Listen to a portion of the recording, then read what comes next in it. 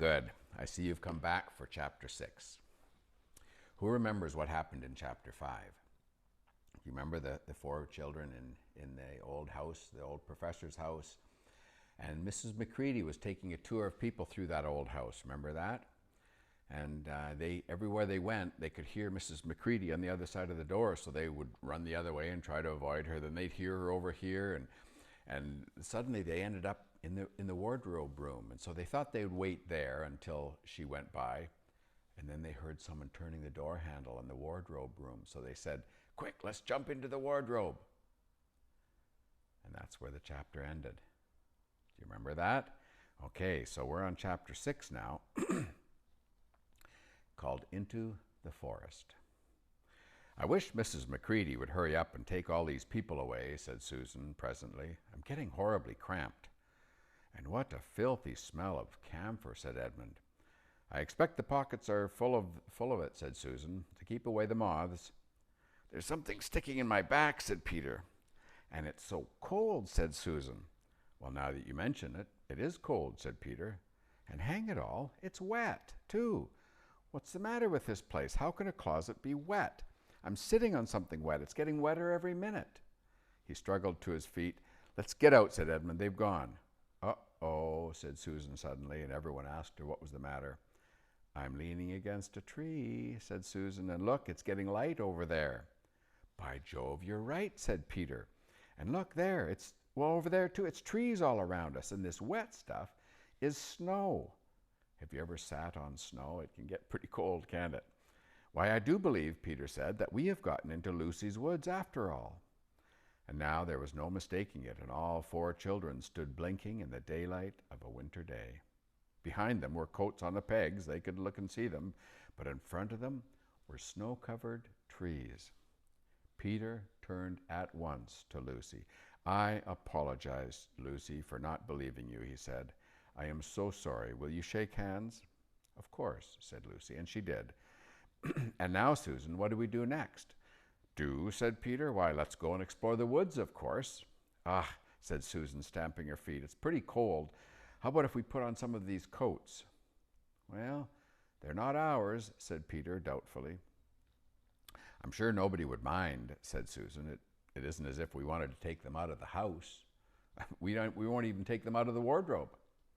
"Well, I never thought of that, Sue," said Peter. "Of course, now that you put it that way, I do see no one could say you'd bagged a coat as long as you leave it in the wardrobe where you found it. And I suppose this whole country is in the wardrobe." So they immediately carried out Susan's very sensible plan. They each found a coat that they could put on, and they were rather too big for them, so that they came down to their heels, and they looked more like royal robes, I guess, than coats they'd put on. But they all felt a good deal warmer, and each thought the others looked better in their new get-ups and more suitable to the landscape. "We can pretend we're Arctic explorers," said Lucy. "Well, I think this is going to be exciting enough without pretending," said Peter, as he began leading the way forward into the forest. There were heavy, dark clouds overhead, and it looked as if there might be more snow coming before nightfall. "I say," said Edmund presently, "oughtn't we to be bearing a bit more to the left? That is, if we're aiming for the light post?" He had forgotten for the moment that he must pretend never to have been in the woods before, because he had lied about it earlier, remember?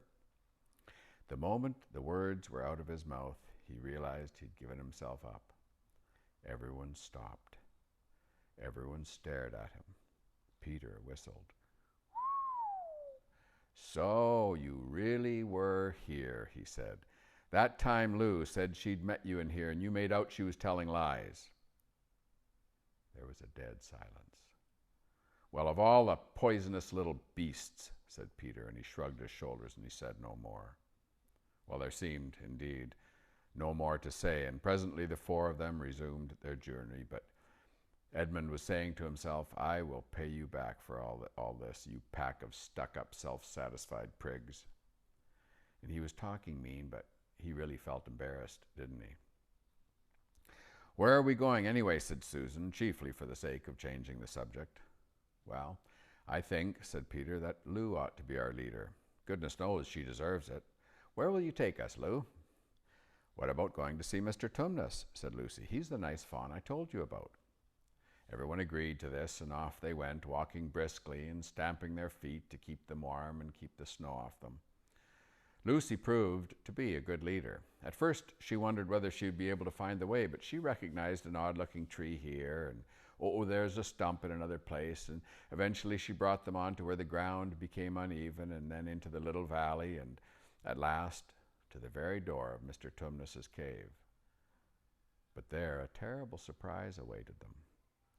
The door had been ripped off its hinges and broken to bits. Inside, the cave was dark and cold and had the damp feel and smell of a place that had not been lived in for several days. Snow had drifted in from the doorway and was heaped on the floor. Mixed with something black, which turned out to be the charred sticks and ashes from the fire, it looked like someone had flung them around the room and then stamped it out. The crockery pots and dishes lay smashed on the floor, and the picture of the fawn's father had been taken down and slashed into shreds with a knife. "This is a pretty good washout," said Edmund. "Not much good coming here." "What is this?" said Peter, stooping down. He'd just noticed a piece of paper which had been nailed through the carpet to the floor.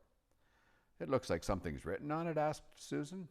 "Yeah, I think there is," answered Peter. "But I can't read it in this light. Let's get out in the open air." So they all went out into the daylight and crowded around Peter as he read out the following words. "The former occupant of these premises, the Fawn Tumnus, is under arrest and awaiting his trial on a charge of high treason against Her Imperial Majesty Jadis, Queen of Narnia, Chatelaine of Cair Paravel, Empress of the Lone Islands, etc., etc., also of comforting her said Majesty's enemies, harboring spies, and fraternizing with humans. Signed, Mogram, Captain of the Secret Police." And then in all capital letters it said, "Long live the Queen." The children just stared at each other. "I don't know that I'm going to like this place after all," said Susan. "Who is this Queen, Lou?" said Peter. Do you know anything about her?" "Well, she isn't a real queen at all," answered Lucy.